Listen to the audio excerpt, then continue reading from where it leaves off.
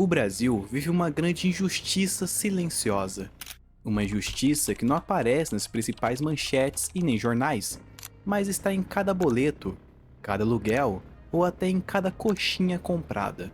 É a injustiça que recai sobre a geração Z, os jovens que nasceram entre o fim dos anos 90 e o começo dos anos de 2010. Eles herdaram um país falido, e agora pior, tem que sustentar quem o faliu, e ainda por cima ser criticado por isso. Os boomers, a geração X e os milênios mais velhos cresceram em um Brasil cheio de oportunidades. Havia empregos formais, planos de carreiras, aposentadorias integrais, pensões vitalícias e crédito acessível. A casa própria era um sonho alcançável. O carro, um símbolo de conquista. Durante décadas, essas gerações tiveram isso.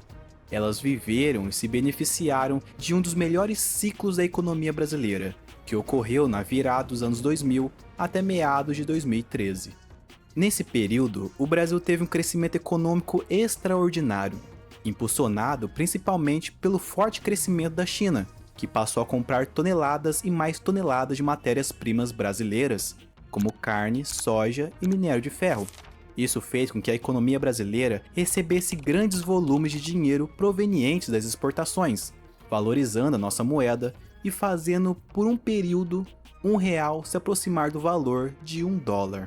Com isso, o poder de compra do brasileiro explodiu, permitindo que milhões de pessoas realizassem seus sonhos de consumo e conquistas, como a casa própria a preços acessíveis e considerados justos para a época. O otimismo era tanto que o Brasil foi capa de uma das maiores revistas de economia do mundo em 2009, na Economist, com o título Brasil Takes Off, o Brasil decola. Mas o Brasil não aproveitou essa oportunidade para fazer investimentos a longo prazo, capazes de manter o país em um ciclo contínuo de prosperidade. Ao invés disso, aumentamos os gastos com benefícios, privilégios e uma máquina pública cada vez mais cara. E tudo isso teve um preço, e esse preço está sendo cobrado agora, da geração Z. Hoje, o Brasil carrega uma dívida pública que já ultrapassa 76% do PIB, e mais da metade do orçamento vai para aposentadorias, pensões e juros da dívida. Em 2024, o déficit do INSS passou dos 80 bilhões de reais e cresce ano após ano. Enquanto isso, as estatais continuam drenando dinheiro. Os Correios, por exemplo, já têm um prejuízo superior a 6 bilhões de reais nesse ano de 2025. Lembrando que ainda não chegamos ao fim do ano. Qual é o resultado disso?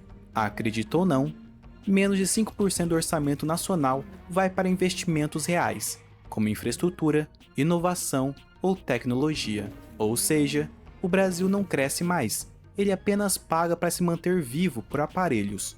Totalmente estagnado, sem dinheiro para investir em grandes obras ou investimentos que possam fazer nosso país crescer. Isso é triste, mas é a realidade. Desde 1994, o real perdeu quase 90% do seu valor. O salário mínimo até subiu ao longo dos anos, mas os preços do supermercado subiram muito mais. Hoje, o brasileiro precisa de mais R$ 7.000 por mês para ter o mesmo padrão de vida e poder de compra que R$ 2.000 garantiam em 2003. Enquanto isso, a geração Z trabalha cada vez mais e ganha cada vez menos. São jovens, em sua maioria, presos a subempregos, em escala 6x1, com jornadas longas e salários que mal cobrem o básico. Não foram dados planos de carreiras para eles. Eles simplesmente trabalham em comércios, lojas de shopping ou restaurantes, enfrentando humilhações, cansaço extremo e falta de propósito. Tudo isso por viver em um país que não cresce, não se industrializa e não gera oportunidades. Eles se sujeitaram a empregos ruins apenas para sobreviver. E repare, eu disse sobreviver e não viver. Sonhos simples e dignos como ter uma casa, um carro ou formar uma família tornaram-se quase impossíveis para essa geração. E tudo isso em um país velho, caro, endividado e perigoso, onde os mais velhos ainda concentram poder e vivem, em grande parte, à custa dos mais jovens. Talvez você, que é mais velho, fique bravo ou revoltado com essas palavras, mas isso não é opinião, isso é um fato. O sistema de aposentadoria do Brasil, o INSS, é um dos maiores custos do orçamento público do país. E ele é sustentado por quem? Isso mesmo, pelos mais jovens que trabalham hoje. Sim, nós pagamos agora as aposentadorias dos idosos. Esse valor é descontado diretamente do nosso lerite, sem direito à escolha, com a promessa de que, no futuro, também iremos nos aposentar. Mas aqui está o problema. Nós sabemos que esse sistema é insustentável. A população de idosos no Brasil só cresce, e a população de jovens trabalhadores só diminui.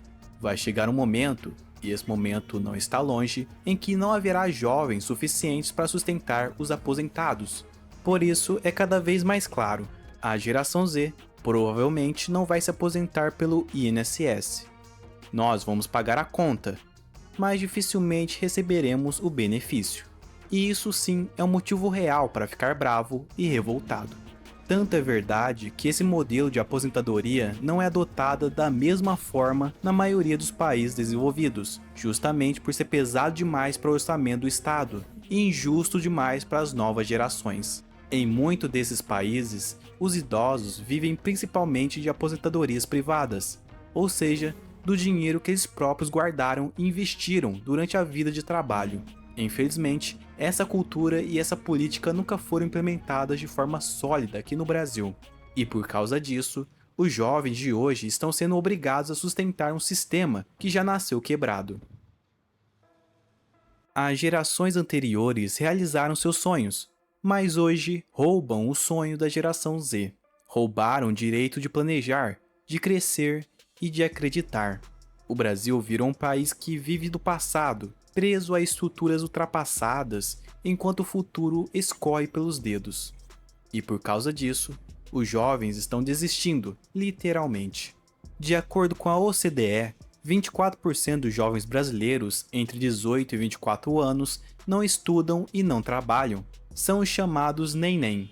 Mais de 10 milhões de pessoas que perderam a esperança.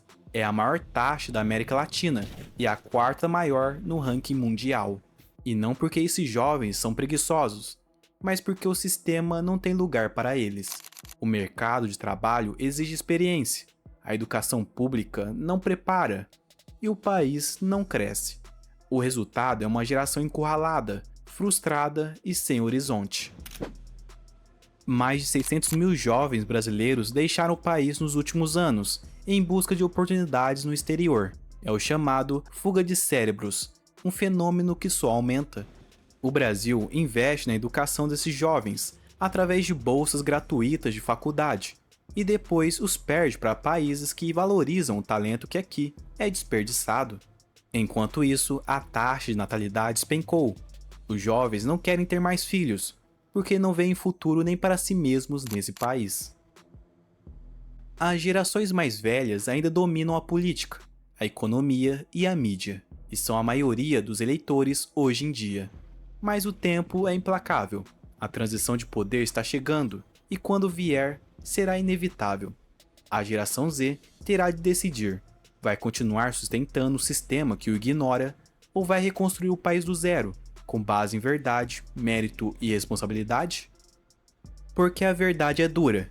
Diferente do que a mídia diz, a geração Z não fracassou. Ela apenas nasceu em meio aos escombros de um país que gastou tudo antes dela chegar. Mas mesmo assim, essa geração trabalha, cria, empreende e resiste. Não aceita mais jogar o jogo dos velhos, porque sabe que o tabuleiro está marcado. A geração Z pode não ter herdado riqueza, mas herdou algo muito mais valioso: a consciência de que ninguém vai salvá-los, e que só eles podem mudar a sua realidade. E é essa a moral do vídeo. A geração Z é uma das mais criticadas atualmente, mas não tem culpa pelo país que herdou. Nossa condição é difícil, mas poderia ser pior. Por isso, não podemos cometer os mesmos erros das gerações anteriores. Em vez disso, precisamos pensar no que é melhor para nós, assumir responsabilidade pelo nosso futuro e fazer do limão que foi nos dado uma boa limonada, porque no fim do dia, seremos nós que pagaremos as nossas próprias contas.